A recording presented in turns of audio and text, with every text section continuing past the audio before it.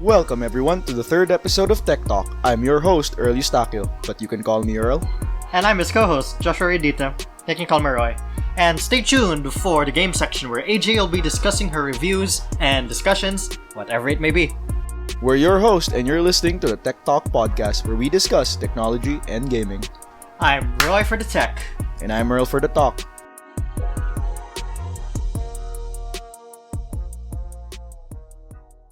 Well, it's still pandemic hours. And first, I'd like to say, how are you feeling right now? Well, I'd say I'm doing fine. Like, aside from being trapped in the confines of my home with the crippling need to go outside, I'd say I'm doing pretty good. How about you?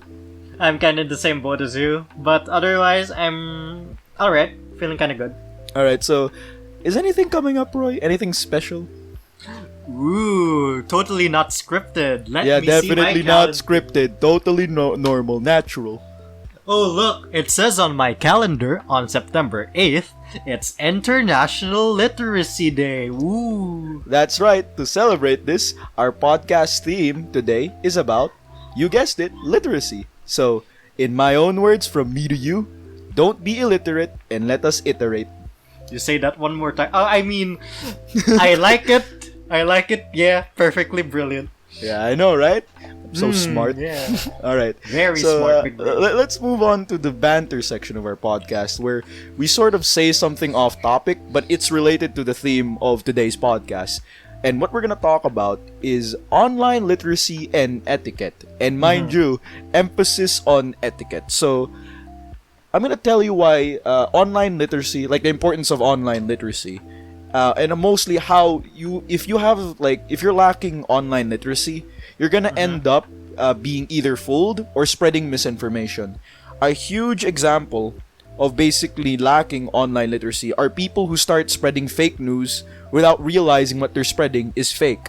A good example of this would be, I know we mentioned this in the previous episode of the podcast, but more or less, where I'm going to talk about is the cell sites. Like, basically the cell sites 5G. that you can... Yeah, the 5G cell sites. Okay, so for those of you who don't know, this is how that went down.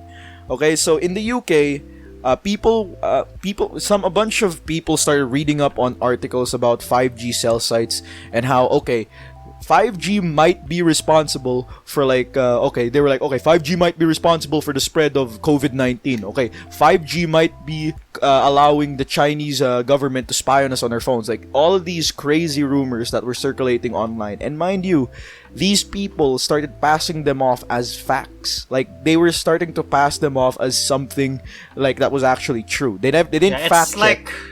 It's like wildfire, but kind of molasses like speeds. Yep. Speaking of wildfire, they actually started setting fire to the actual cell sites. Like, mind you, they were like, whenever they would see a 5G cell site, they would light a fire. Like, they would actually set it on fire and destroy it. But in the words of my favorite YouTuber, internet historian, how can you tell 5G from all the other Gs? Spoiler alert, you can't. Exactly. You absolutely cannot tell the difference. So what happens is, these group of people start burning down all these cell sites, and you know what that means? That's right. In a lot of the areas of the UK, there was a total outage of like emergency services and cellular just reception in general.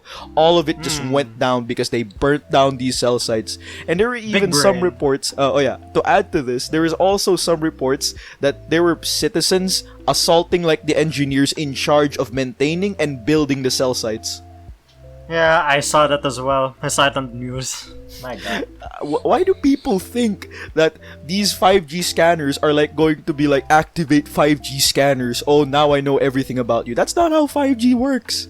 I mean, people said the same thing with 4G and 3G and 2G, so... And the one thing they all have in common is that they're misinformed.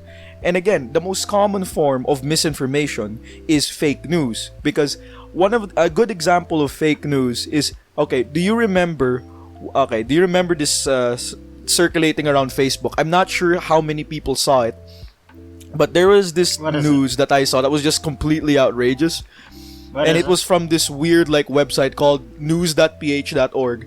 and it was called like, okay, Duterte was planning on stepping down like during the pandemic. Like that was actually like that news headline, and when you'd read it, it just sounded outrageous. They were like, okay, so basically President Rodrigo Duterte couldn't handle the actual like heat that he was getting from like the pandemic, so he was going to plan on stepping down during the actual crisis.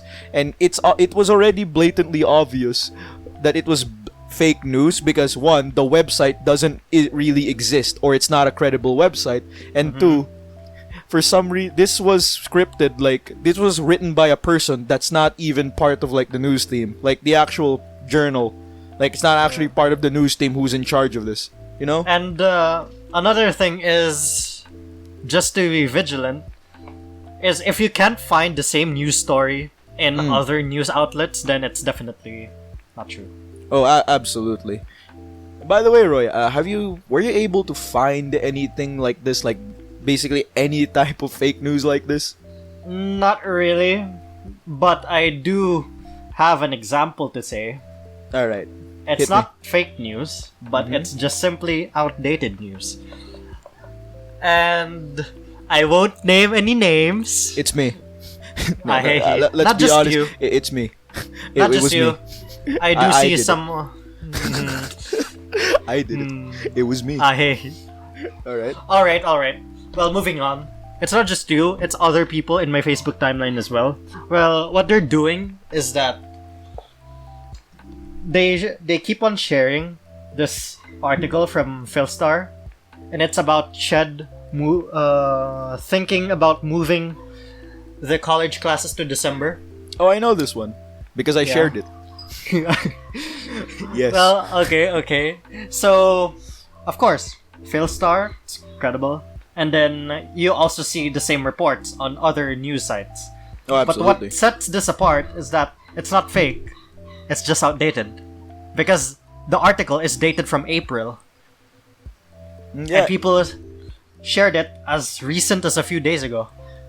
Yeah, like, alright, so this is an important part of internet literacy that people always overlook, is you have to always fact check what you're reading, and most importantly, check the date of when this specific article or piece of news or information was written, so that you can know if it's outdated or updated, you know what I mean? Definitely. Alright, so moving on, I guess we can talk about now about you noticed how you remember the old lesson of online etiquette? Geez, that is such an old topic, but more or less it's a topic that's needed now more than ever. So, remember what they used to teach us at school, like about online etiquette, like remember the human, like it's a type of acronym I don't remember, but it was like one of them was remember the human, like don't give too much information about yourself online. I think I do now. Yeah. Basically, okay, to give you an idea, is you have to be like careful with what you put online, and at the same time you also have to remember, alright, I'm just gonna be as direct and as simple about this as I possibly can. Don't be rude to people online, alright? Because don't disrespect. Yeah, don't disrespect people online. I'm looking at you, Twitter users.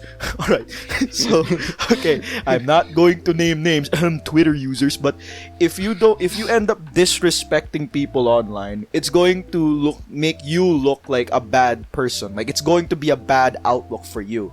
And you can argue that, oh, the internet is anonymous. Everyone's anonymous on the internet. Like, nobody knows who I am. I can hide behind this veil of anonymity. And not really.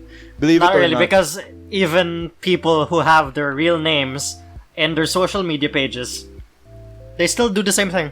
Yeah, in my opinion, it's not just about at this point, it's not really the anonymity that hides or sort of gives you the excuse to be rude. Like, if you keep being rude, you're going to end up being rude as a habit, even on your public profile. And what do you think will happen if employers or pretty much anyone else sees that, okay, you posted these inflammatory comments? The K-pop stans are coming. And the cancel it won't culture. Look good. Yeah, it's not going to be a good outlook for you. And yes, the K-pop stans are coming. Okay, all jokes aside, alright? About cancel culture, force a habit. Cancel culture is more or less, you know how people are canceling other people or sort of like shutting them down because, okay, you said this 8 years ago or you said this 5 years ago, and like you should be definitely punished for saying this. And for me, it's not really fair to give that assumption, don't you think? Benefit of the doubt. Benefit of the doubt. Yeah, because who knows? They might have said this when they were younger, or they were just more ill-informed, or they just were emotional, or maybe even drunk that one night. But it's if it's consistent, like even up to recent times, then I would understand. But if it's just like a one-off thing, I don't think. Yeah, benefit of the doubt. Yeah, I don't think it's fair that you're not letting that person learn from their mistakes. Like, you're actively punishing them. Like, oh, you said this one thing, and thus you can't learn from your mistake. You're just a bad person. And I think that's unfair. Anyway, like, moving on from that, and we're gonna talk about one thing, which actually plagues a lot of social media sites and a lot of other online outlets, more than you think, which is called forced positivity. Alright, so, to just make this simple, the difference between normal positivity and forced positivity is basically you're dismissing the negative thing that happened, or you're, as the name entails, forcing positivity on something and while ignoring the negative aspect of something. Like, you know what I mean? Like, you're ignoring all the negatives of a certain situation and forcing it to only be positive. While real positivity is accepting and knowing this bad thing happened, but you're actively taking the steps, or you know that things are going to get better with action. That's basically what differentiates the two. And I see this online all the time, especially on Facebook. Like, especially with the wholesome memes. Like, the first few times, haha, they're funny. Like, okay, it's funny meme. Like, you better drink water today. But then it starts spiraling out of control because these memes crop up so often that they lose their value, and it just ends up coming off as forced. And no, that 100th picture of Tom with heart eyes and hearts flying from his head isn't going to make things better. Like, I've seen that more times than you'd think. I don't want to see it again. It's so overused. Can people move on to something else, please? Get stick bugged. Yeah, at least stick bugs are funny, alright? Now that's comedy gold. That is absolutely comedy gold. Alright.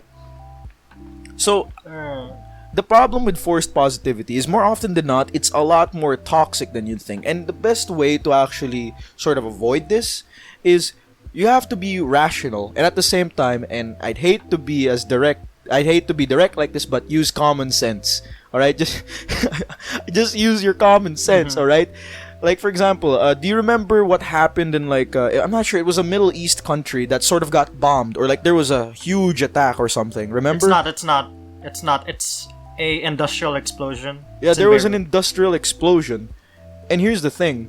People were saying, oh, it's probably nothing. Like, oh, you don't need to worry about that. We can all get through this together. But a lot of them were, like, dismissing the fact. Yeah, it's insensitive to the victims, and they're dismissing this actual tragedy. Like, a lot of people even pointed that out. Like, you shouldn't be as dismissive to what the victims went through than you normally would.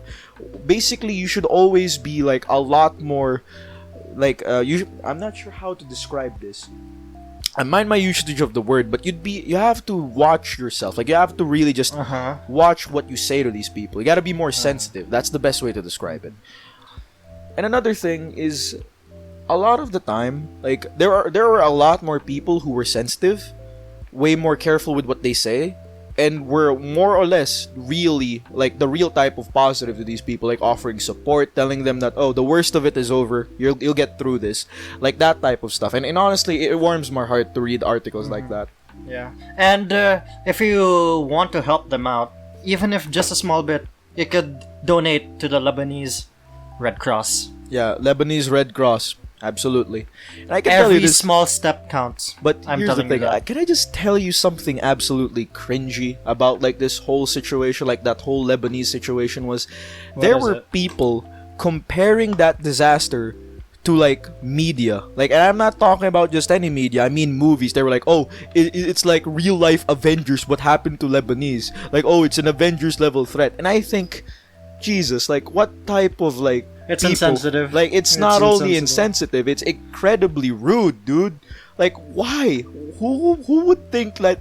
Why would you relate what happened here to Avengers when it was clearly an actual, like, this is an actual tragedy. And I'm going to avoid using the term that everyone pretty much uses, but basically, these are the people with the beards, glasses, like superheroes a bit too much, consumes a certain type of dairy product. Oh wait, not a dairy product, a dairy replacement product. Let's not get stereotypical now. Yeah, let's not get too stereotypical. All right, so, because this will be a bit hypocritical, isn't it? It is kind of hypocritical. Don't worry, I'm just poking a little bit of fun. I'm not trying to be insensitive. Alright, so let's move on to the tech section of the podcast. So what do you have for us today, Roy? Well, it's time for me to take over this thing. Well, I'll be talking about mobile reading and literacy enhancement. So, I'm guessing you know what... Sounds good. Yeah. I think you know what I'll be discussing now. I think I might know. Take a guess. Yeah. Because I wrote the script with you. No, I'm kidding. Alright. I'm gonna take a guess. So, are we doing phone apps for reading? Like actual reading apps or something? Ding, ding, ding. This is correct. Alright, it's absolutely correct. Alright. Alright, I have this into two sections. You could take over if you want. Or if you have something. Alright, sure, absolutely. Go on. I have this first section called Mobile Reading. The tagline is to pass the time. And the goal is to improve literacy through repeated reading. Oh, we definitely need something to pass the time. Yeah. Especially it's just reading. During the pandemic. Just reading. Okay. First app. Take a guess. Take a gander. Come on. Alright. For the first app, if we're talking about apps for reading, is it an ebook reader? No. Alright, if it's for reading, I know about this. Alright, is it the mobile app Minecraft Story Mode? No, I'm kidding. Okay. Let's get to the point. Okay. Right. Wikipedia. It's free. Oh, Wikipedia has an app? Wait, are you being serious right now? I didn't know Wikipedia had an app. I always thought it was just the website. Are you actually being serious right now? Yes. I'm not joking. I didn't know Wikipedia had an app. I thought it was always just the website. Okay. Moving on. Well, now you know. Moving on. Well, everyone knows what Wikipedia is. It's an online encyclopedia. Yes. And you can save articles to read offline, so it doesn't require an internet connection if you download. And believe me, if you're in school, Wikipedia is a must. But don't forget to cite your sources. Yeah. I mean, there are sources at the bottom of each article, so it's better if you cite there. Absolutely. It has a reading mode like ebooks do. And I personally have this favorite feature. Alright, what feature is it? Dark mode. Every app should have dark mode, in my opinion. It's easier on the eyes, so that when you open your phone in the middle of the night, you don't end up being flashbanged, like in the middle of your bedroom. Flashbang. And you're gonna be blind. Believe it or not, actually. I remember that I set my Discord to light mode instead of dark. Like, one time. Like, to just try it out. And I forgot to turn it back to dark mode. So when I opened Discord, because my friends were atting me, like, in our server. And when I got flashbanged. Yes, I got flashbanged. And believe it or not, it was hard for me to, like, I had to close my eyes for a solid, like, a minute or two or something. If you're feeling it, there are over 6.1 million articles for the English Wikipedia, so fun fact. Oh, well, that's actually pretty handy. Out of 6.1 million things, you're bound to see something that interests you. May I direct you to the Great Emu War? All right, that's for another day. Decisive Emu War. Okay, decisive Emu victory. Okay, moving on. Next tab. Medium. Oh, what's Medium? Well, it's a digital publisher app, so think of it akin to a more professional-leaning blog. Because it's technically not a blog, because... Oh, so is this like... hold on, what was that website again? Is it like LinkedIn? Is it like LinkedIn? Where like... No. Alright. What? Hear me out. Think about newsrooms of corporations. Yeah, not basically. just newsrooms, but... people also post news, their own thoughts in it, so it's a digital publishing app, so it's like a magazine. with Alright, news. so more or less, yeah, it's a more formal magazine basically. Yeah. I mean, hell, if I can make a magazine cover of what my thoughts, I'd say that would make for a pretty good magazine. Well, here's the thing. Here's the kicker. It doesn't actually have any ads in them. It doesn't. Oh, no ads. That's all you had to say. Because believe it or not, that's a huge selling point. If they like your app has no ad, it has no ads, because I'm tired of seeing only 9% of people can finish this game. They can get through this game. Can you get the ball through this straight line? And then it's an article about phones, so it's really off topic if you think about it. Yeah, it is. Yeah. Okay, moving on to the features. It has thousands upon thousands of articles by different individuals, so it's not just Google. Oh, it's not just other people like, wow, look, it's important person. No, not just that. It's also people that have free time, just like you and me. Oh, so basically, it's a community thing. It's like a community thing where it's up to basically the users to cater the experience of other users. I like those types of apps, and frankly, I used to be one of those. I used to be part of one of those websites, fanfiction.net. Archive of our own. True. Okay, it has a subscription and a non-subscription service as well. So all right. So what's the difference between the subscription and non-subscription? What features you get? What features for do you get? non-subscription, it's basically to be honest, it's the majority of the articles you'll see non-subscription, so you don't have to pay. Oh, so I'm guessing the subscription ones are actually written by either like developers or people who know who are No, for actual writers? developers are also for free. It's more of the really, really professional sounding like research. Basically the actual ones where there are experts that are introduced, like they actually spent so many years making that article. Okay. Yeah. I can see why it's paid. And here's the pricing model. Yes, I have it in my document. For 250 pesos per month, you get medium. You get medium for, well, how do I say this? Medium member. Medium membership. Yeah, medium membership. And it's 2,550 pesos per year. Oh, that's nice. not bad. And it's a yearly thing, so you don't even have to pay for it monthly. Yeah.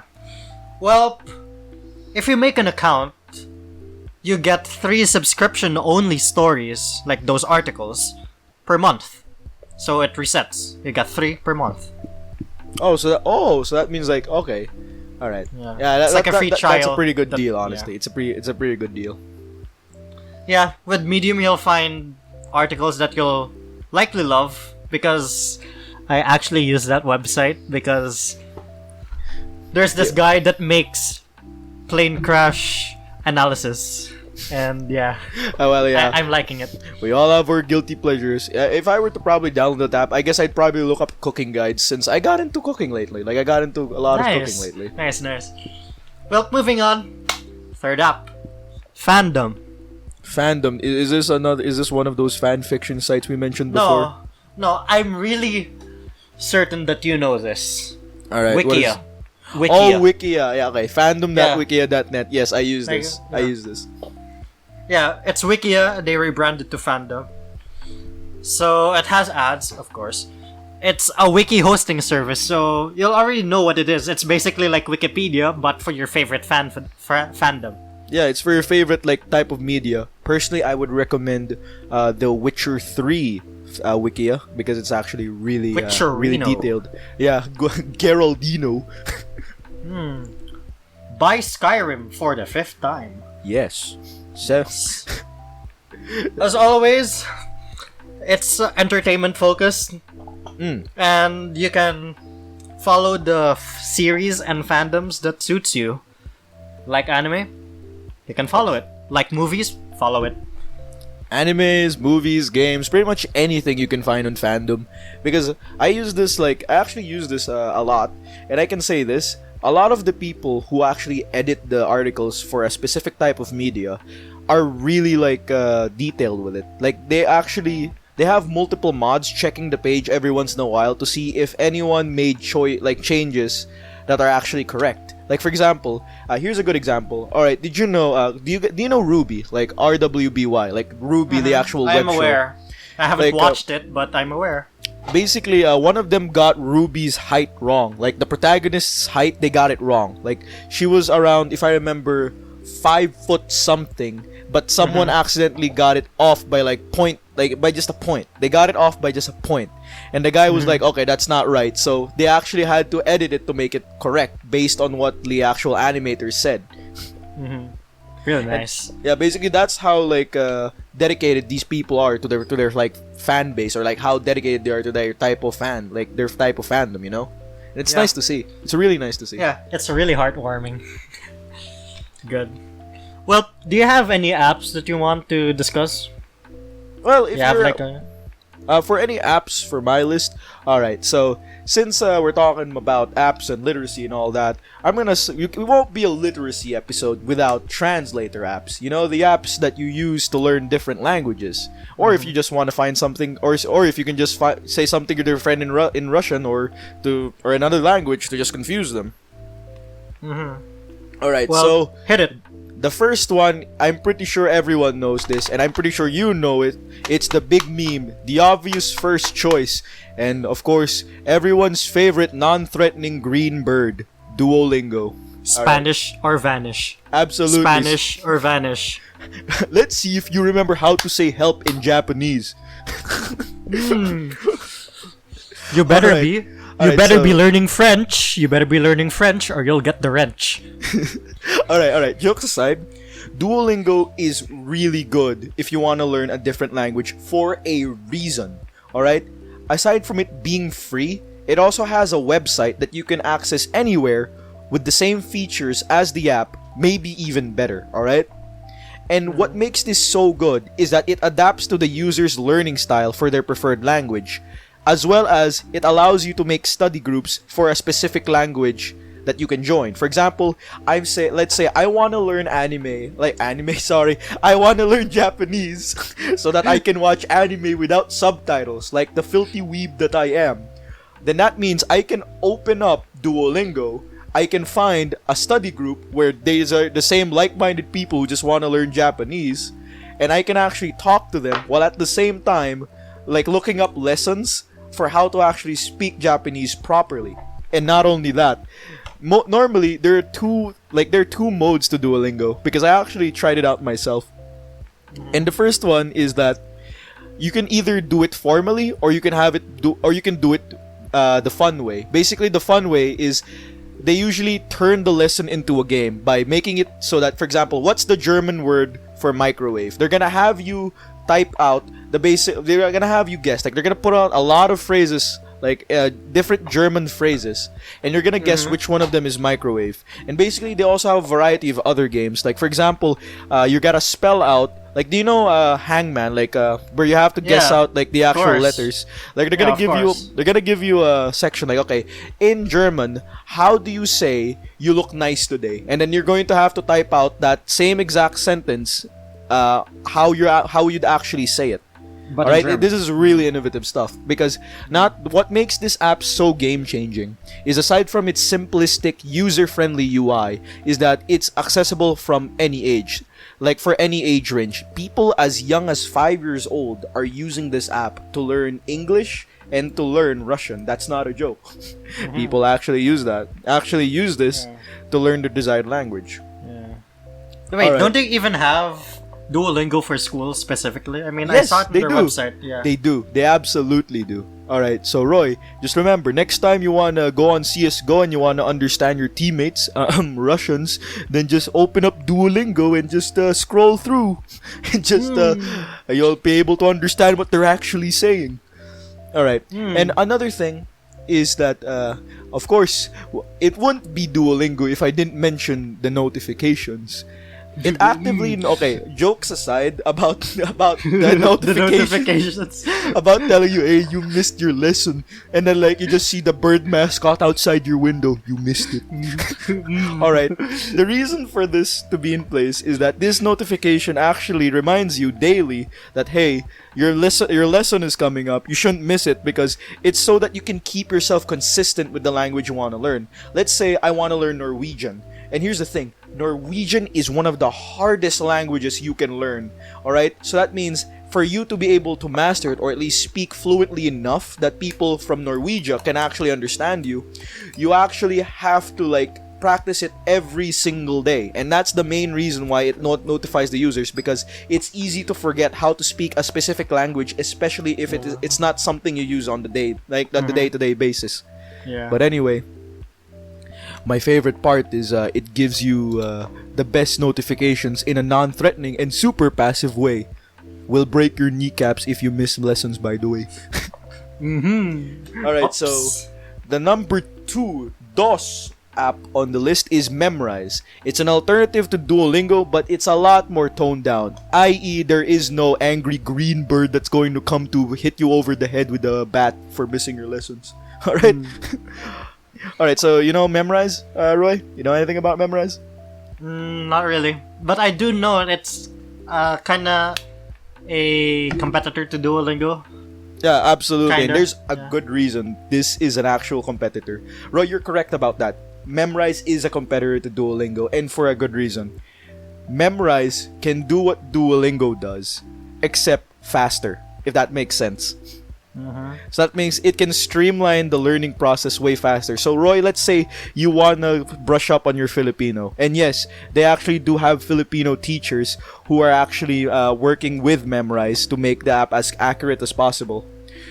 What's gonna happen is the way Memrise does the learning differently is it uses flashcard training and memory games. So Roy, out of the flashcards are gonna tell you, alright, what does this sentence mean? Like, alright, what does this statement mean? What does this phrase mean? And it's going to keep flashing them to you, and you're going to type, or you can even speak into the mic how to pronounce the words or what words you think are right.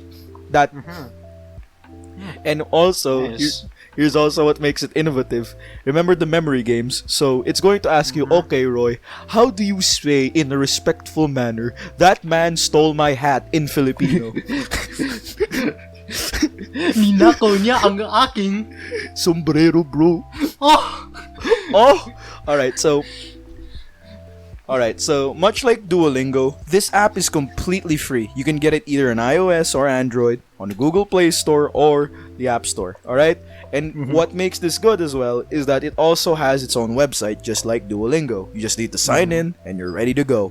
And also, it's a quick and convenient way to remember specific phrases that the user wants. Alright? So that means if you don't have to learn if you want to learn specific phrases in like a certain language, like for example, you're going on a vacation in Italy and you want to know how to say thank you in like Italian or something. What this does is that it actually makes it so that your flashcard training, they're actually shuffled into different sections. And this time, like what happens is you can open this app and practice on your greetings in Italy or your responses in Italian.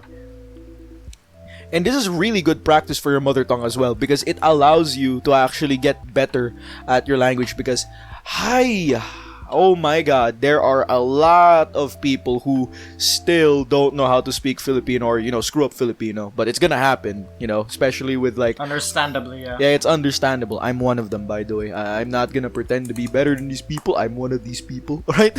But Right. this is the good. The memorized is also the experience and is customized and adaptive to what the user wants. That means you learn the way you want to, the same way as Duolingo. But I will say this, in terms of UI and UX, Memrise has the better UI. I'm sorry, it's just the truth. Look at the UI of Memrise compared to Duolingo. Memrise has a much cleaner and easier to understand UI than I'm looking Duolingo. at it right now. Look at that yellow. Exactly, it's all yellow, dude. Alright. It's light yellow. It's pleasing to the eye. Alright, so Roy, actually, before we move on, I want to ask you, Roy, if you were to learn a language, like especially now during the pandemic, and let's say you had to learn this language, what language would you learn? Like, what would it be? Maybe Chinese. Oh, yes, because they're coming, Roy, and they're not stopping. Okay, all jokes aside, the language I would learn, in all honesty, would probably be Russian. Because honestly, I've always been interested in the language, and it just sounds cool, alright? That's all I'm gonna say, it just sounds cool. That sounds cool. And honestly, it's a lot more like, it's a lot less like, more on it's a lot less on video games and movies, and a lot more on the language itself. I find it interesting. Vodka time. Alright, Roy. Now, for the third app, let's play a little game here so that we don't end up talking too much. Roy, what is the one fruit that is easy to get here in the Philippines? Name one fruit that is easy to get here in the Philippines. Is coconut a fruit? Yes. Yeah. Alright, but that's not it. Name another one. Banana? Name another one. That's not the right one. Name another one. Let's see. Come on, last one. Come on, think about it. You see these things. Alright, I'll give you a hint. Give They're me a yellow. hint. They're yellow and they're literally everywhere. You can't miss these, alright? Didn't I say banana already? Yes. Tuwing dumadaan ka sa palengke, seryoso, kitang-kita mo to. They're usually stacked, alright? I haven't been to a market in months, okay? Alright, okay. Kahit sa grocery store, seryoso, it's yellow and they're usually stacked. Usually nasa harap sila. And pineapples? Alright, no. Alright. It's actually mangoes. It's actually mangoes. I haven't... oh yeah, now that you mention it. Yeah, we always buy mangoes. Yeah, okay. So, the next app is called Mango Languages. And what differentiates it from the other two is that it's a lot more formal but simplified. And so that it makes it so that if you're not looking really for like the gamified way of learning languages, and you just want to learn it the proper way, then Mango Languages is the way to go because it makes it simple and a lot more formal. That means that it's going to be like there are built-in lesson plans for many of different languages, and it's a lot more formal. Again, I have to mention that the UI Does it have Filipino? Yes, the UI is simple. And it's more in depth and specific with with specific languages. Like for example, if you were to go to Duolingo to learn Japanese, it's not gonna be as in depth as Mango Languages because Mango Languages has actual Japanese teachers who make the lesson plans and explain to you what this statement actually means and why, if you put the statement together, it makes up this sentence. That it's way more in depth and more what's the term, particular. So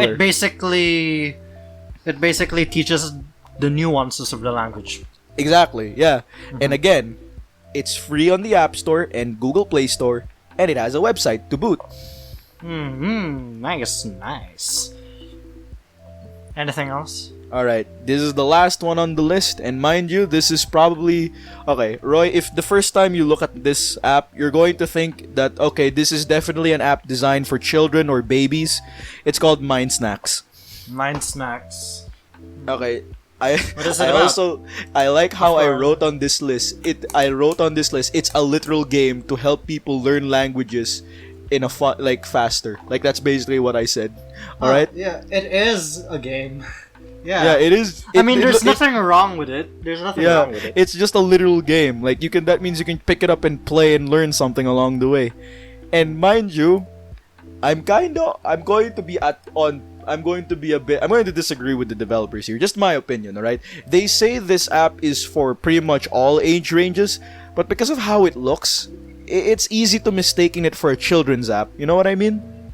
Alright. Yeah, I kind of see it. Yeah. It's a free app, and it also has a website. That means that pretty much all the apps I mentioned on the list are free and also have a website you can access anytime. And again, what makes this different from Duolingo is, although Duolingo and Memrise make learning languages into a game, this one specifically only makes it into a game. Like the main focus is the game itself, unlike Duolingo and Memrise, which have a more formal way of approaching it. So it turns learning languages into a game, and it seems to be aimed at younger audiences. But again, the developers claim that it's for all ages. But again, You can download it for yourself and form your own opinions. After all, I'm just a guy speaking into a microphone alone in his house. Okay. All right. All right.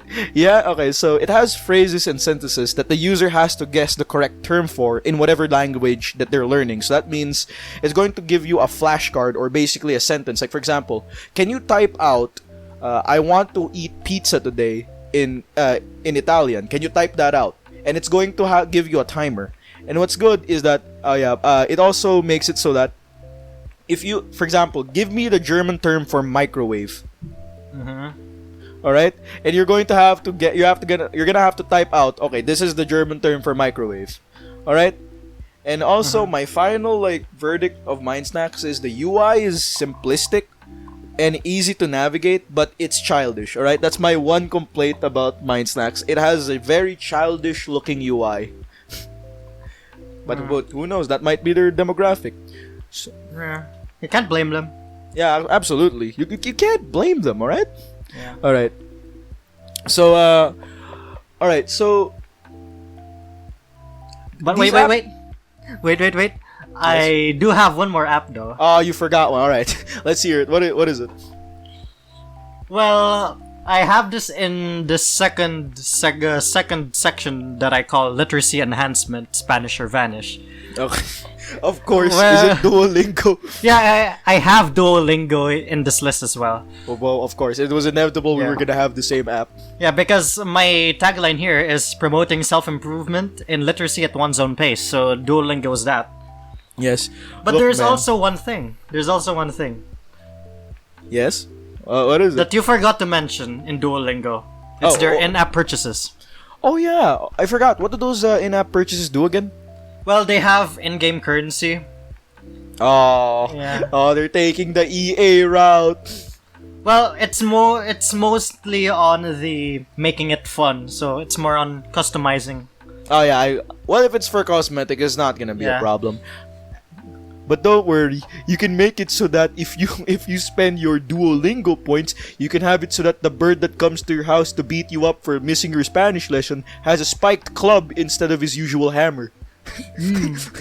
There's also Duolingo Plus, which is basically their subscription model. They have to make money somehow. Yeah, so they do. What it does is it gives you an ad-free experience. It has offline functionality, and yeah, support the company. Oh, okay, dude. It's a good thing you mentioned this because I can't believe I glossed over this. But more or less, Duolingo is still a good app to use if you want to learn a different language. But that's not really the point that I'm talking about right now. I'm talking about the last app that I conveniently omitted until now. All right, what is it? Well, take a guess on what it will be when I say the following sentence. Good grammar and spelling are important. But if you want to write essays alright. that inspire, Alright, message the forge. Okay. I I'll heard stop. enough. I heard enough. I already know what this is. It's everywhere. It's on my YouTube. It's on my Facebook. I know what this is. It's Grammarly. All right. I use this. All right. I use Grammarly. Let's take a little bit more. This is Tyler. Tyler, with Grammarly's help, is writing an email. Okay, I'll stop. Yeah, I like how there's some ads where it's like, thanks Grammarly, with your help I was able to write my thesis. Those really weird user reviews, they feel so unnatural and robotic. It's like those people are being held at gunpoint, but hey, it's pretty funny. Hey. Okay, onto the features. Well, it's a keyboard. It's Yep. right in the app name, Grammarly keyboard. Well, it guides you. It guides you to And write. it autocorrects your statements as well. Yeah, it has a grammar checker, of course. And not just that, what's good about it is because it gives you explanations for the corrections that it makes to you.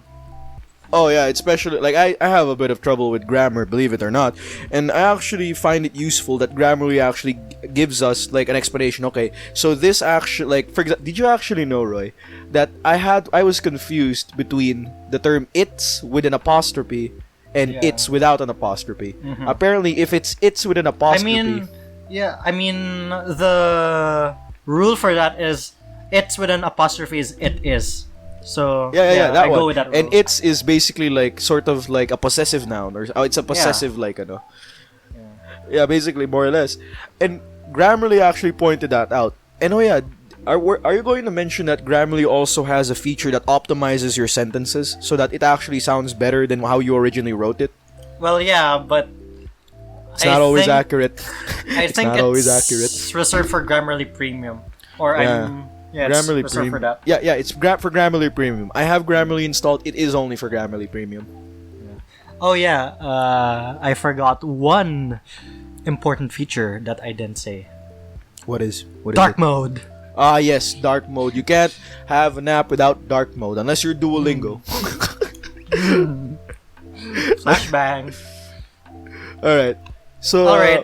I guess that's it for now. Like, I guess what I can mention, like, I'm just gonna add more to these apps. Like, you can use these apps since technically they can be useful for a lot of situations. For example, if you just wanna like pass the time during the pandemic and learn a new language, go ahead, download these apps. Or if you just wanna read up on your favorite book, or you just wanna learn how to write better, read better, then just download these apps. And absolutely, while you're on vacation, I actually did this. Alright, we went to Hong Kong and I didn't know how to speak the language, alright? I don't speak Cantonese, okay? So what I did was I downloaded Duolingo and picked up a Cantonese lesson, alright? And actually, it was able to translate one thing for me, which was basically how to order their like I think it was their breakfast noodle soup. And basically, the lady in the shop was laughing at me because she was like, because I couldn't understand like anything on the menu. Yes, it had an English caption though, but the English was, I guess, kind of Broken? Like it Google was Translate? broken. It was translated brokenly. Like, no, like the menu had an English translation for like foreigners, but it was hard to understand. So basically Google Translate. Yep, so I had to open up like Duolingo and explain to me, so this is breakfast noodles with egg and spam, alright? And I'm like, okay, I want to try that. Okay? Alright. And the lady was laughing at me because I butchered how you say it, alright? Okay.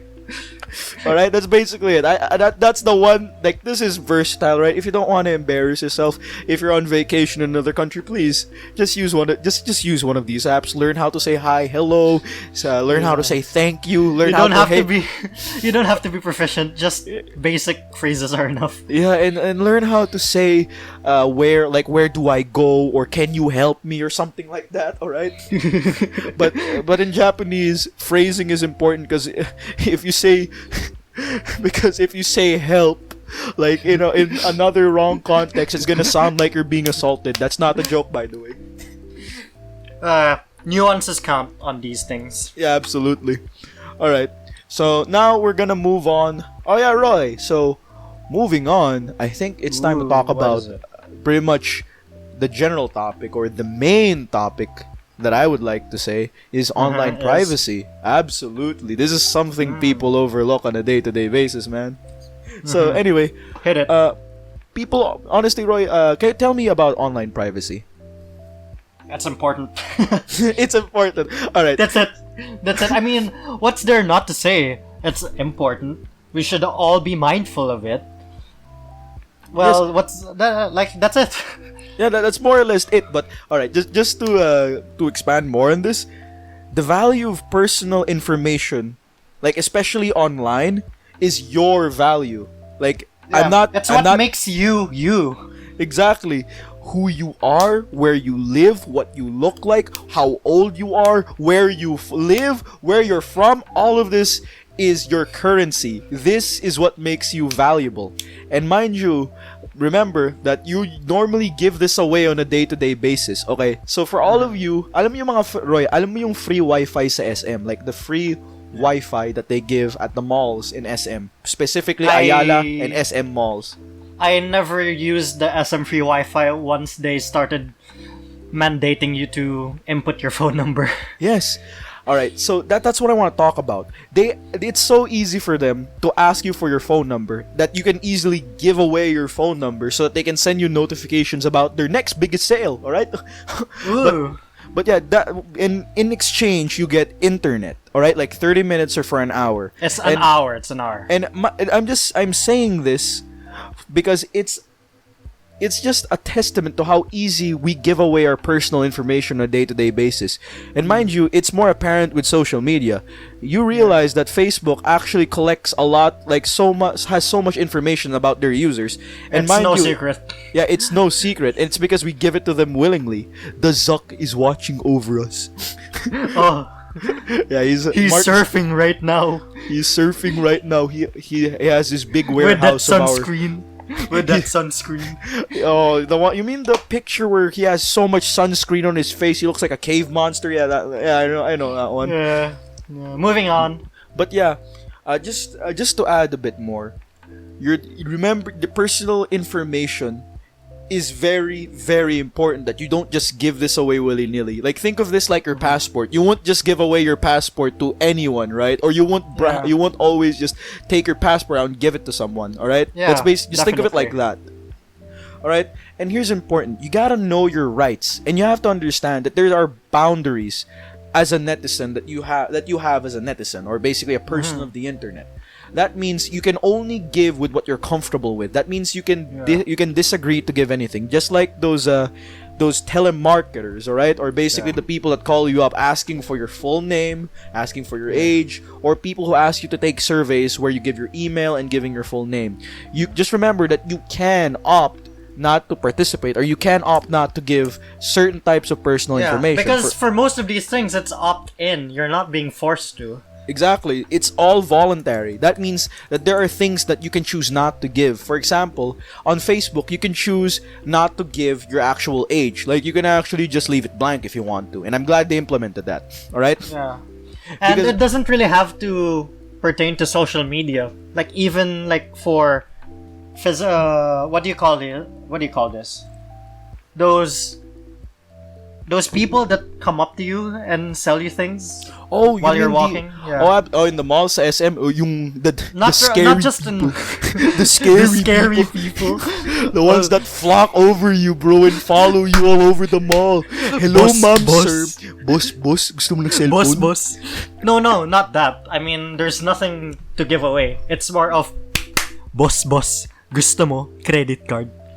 Oh yeah, the credit card, the credit card barkers. I know those people. The ones that are trying to like update you on their latest credit card or have you sign up. I know those people. But not really. But for those, it's still a bit understandable. But there are some aspects. So remember, you have your rights. You don't have to give it all. You're protected by Republic Act 10173. Do you know what that is? No, I don't know what that is actually. I think you would know by its more shorter name. The Data Privacy Act? Yes, Data Privacy Act of 2012. Dude, like, it's against the law. In fact, okay, so this is I was actually talking to my mom about this, and she said that in her company, because again, she works for a gaming company, and when I mean gaming, I mean actual gambling resort, like casino resorts and all that. Like, she works, like, she actually audits, like she manages these casinos and like these like bingos, like all this stuff, like, all right. And she actually says that one of the things that you have to agree to when you take the job as audit, or pretty much when you go into the company, is that you are not allowed to disclose any information regarding their players or users, or else you will be fined and jailed. Alright? It's literally against the law to leak information about other people. It's confidential. Of course. It's absolutely confidential. And that means, and mind you, there's a difference between someone else sharing your information and you yourself sharing your information. The difference is that the person who shares your information without your consent, without you knowing, will go to jail, and you can sue them. But the difference is, if you agree to letting them, you consent to letting them give your information, they're not gonna go to jail. And if you yourself give your information willingly, well, it's a no-brainer. You can't really do anything at that point. Well, because you agreed to it already.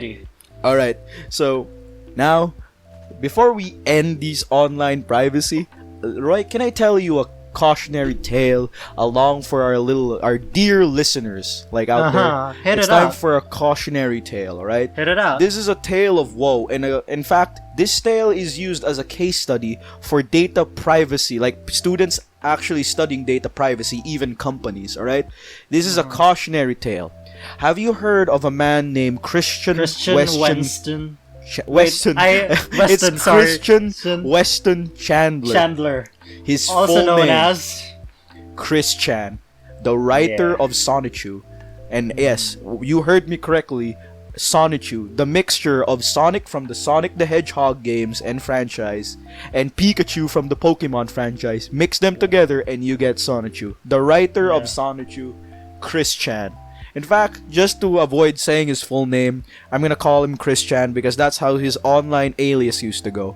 And this is a cautionary tale. To keep it from getting too long and to summarize it, basically, Chris Chan is a guy that wrote the Sonichu series, and what happened was, when he got his own Wikipedia page, like basically him as an author, what happened was, he was basically all of the things on his Wikipedia page were all just filled with inflammatory and like self-degrading stuff, alright? But you know what he did? This man did something unprecedented, and in fact, what's a kind way of saying this without He it gave sounding all mean? away. He gave all away his information. Yes, he gave away his personal information, all right? And I can't really blame him for this because the dude has high functioning autism, as he says, all right?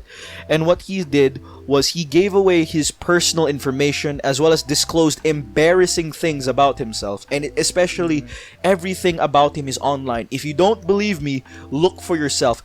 Google Christian Weston Chandler, or Chris Chan for short. That's CHRIS-CHAN,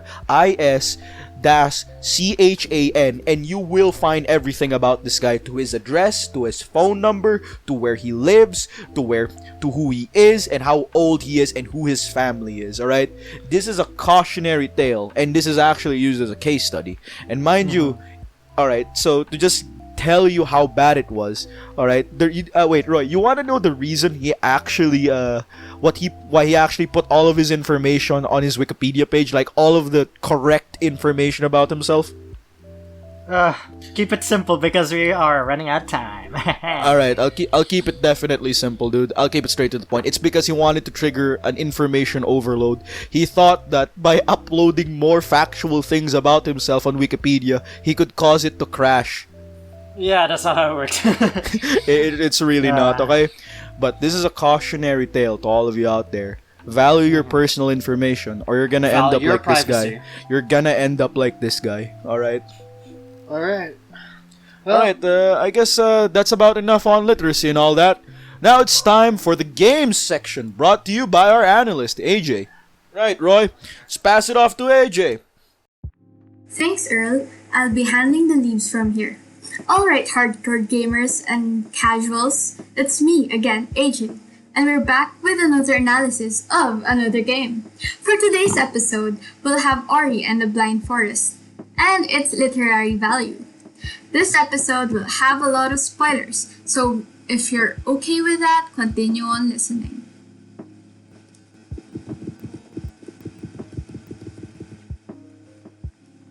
Ori and the Blind Forest is a platformer adventure Metroidvania video game developed by Moon Studios and published by Microsoft Studios.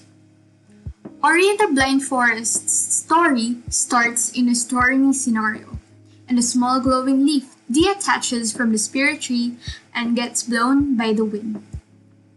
Naru now follows the leaf, and the leaf becomes a small creature known as Spirit Guardian. Our protagonist, Ori. They gather fruits and live together like a small family. One evening, the spirit tree now calls forth for Ori, but the two feared for their lives, and now hid inside their home with their food until none was left. Naru noticed that the forest is dying as well, so she had a hard time gathering food for her and Ori. Eventually, she offers Ori the last fruit she got and falls asleep. Ori now wakes up and notices Naru has fallen asleep, so he had to return the favor. He now gathers as much fruit as he can to give back to Naru, but she wasn't waking up, and in fact, passed away. Ori now lies on Naru for one last time, and then sets out to look for the forest lights. Though his strength slowly fades away as hope begins to get dim, the spirit tree sees Ori slowly die, so it uses its own remaining strength to revive him.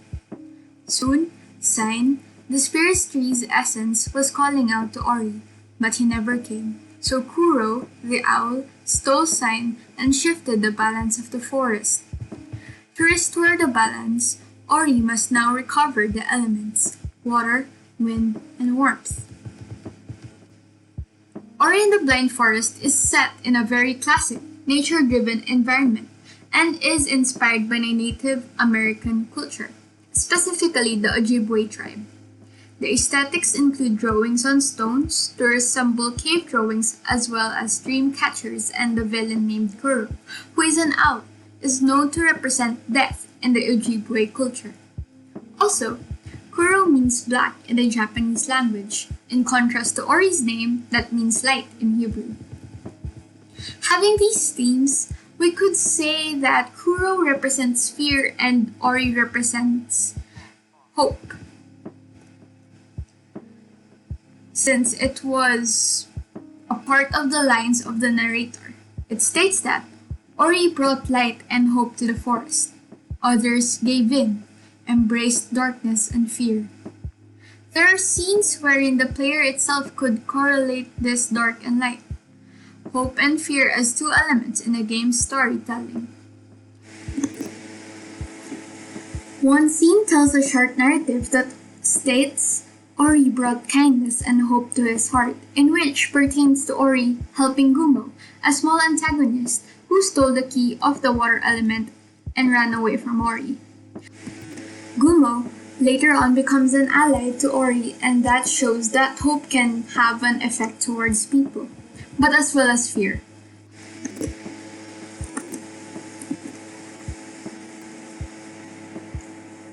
Kuro is filled with fear because she was blinded by hate, metaphorically. And since blindness is linked to not being able to see the light, this helps in the storytelling of Kuro's narrative. Fear that her last egg may be destroyed by light because her 3 children were killed that escalates the feeling she wants to destroy light itself. She also tries to steal Sign, who is known to be the forest sight, thus making the game entitled Ori in the Blind Forest. Hope inspires and fear teaches hate. Other than the eye-catching aesthetics and storytelling, the gameplay itself makes the game breathe new life into the Metroidvania genre. The game itself makes the player feel like they're powerful from the start. Most Metroidvania games make the players feel hopeless from the beginning, but what makes Ori and the Blind Forest different is its flowy and fast character, Ori. On the first part, you've given wall climbing, and as you progress, new mechanics are introduced to make the player even more powerful despite the hard gameplay and frustrating levels. There will be wall climbing, jumping, double jumping, charge jump stomp, Kuro's feather, and attacks like Spirit Flame and Charge Flame. Having these abilities make platforming seem easy to the player with the endless possibilities, but this is where controlled freedom in the gameplay comes in. Despite making the player feel powerful within the game itself still has limits like curved walls and hard obstacles for the player to feel challenged despite having the said freedom and the feeling of empowerment. To conclude, Ori and the Blind Forest is a really good platformer game. It's enjoyable even though it's hard and frustrating because at the end, it would pay off for the player. There's a high risk and high reward when it comes to the gameplay itself. So if you're interested in Ori and the Blind Forest, you could get it in Steam. That's it for our 3rd episode of the Tech Tok podcast game analysis. Again, it's me, AJ, and I'll see you guys next time.